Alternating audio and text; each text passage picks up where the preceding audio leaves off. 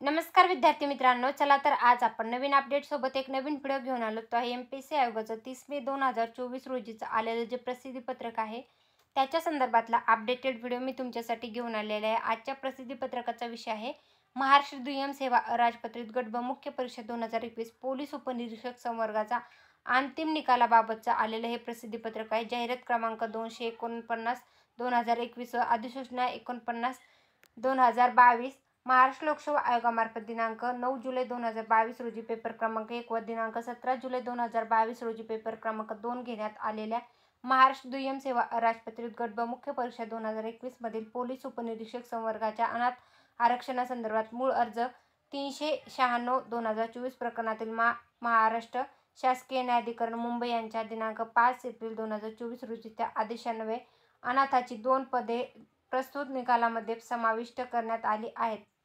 प्रावीण्यप्राप्त गुणवत्ताधारक खेळाडूचा दावा केलेल्या शिफारसपात्र काही उमेदवारांसंदर्भात तक्रारी प्राप्त झाल्या असल्यामुळे शिफारसपात्र खेळाडू उमेदवाराची क्रीडा प्रमाणपत्र अहवालाची पुनर्पडताळणी करण्याच्या अटीच्या अधीन राहून खेळाडू उमेदवाराचा निकाल राखून ठेवण्यात उर्वरित 358 पदाचा निकाल दिनांक 30 मे 2024 रोजी जाहीर करण्यात येत आहे. आणि याच्या संदर्भातलं एमपीएससी आयोगाकडून आलेलं जे प्रसिद्धी पत्रक आहे त्याच्या संदर्भातला अपडेटेड व्हिडिओ मी तुमच्यासाठी घेऊन आले.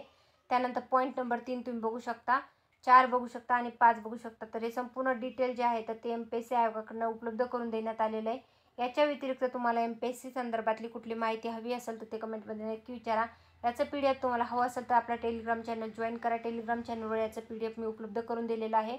व्हिडिओ आवडला असेल तर व्हिडिओ नक्की लाईक करा व अशाच प्रकारची माहितीपूर्ण व्हिडिओ पाहण्यासाठी चॅनल सबस्क्राईब करायला विसरू नका. धन्यवाद.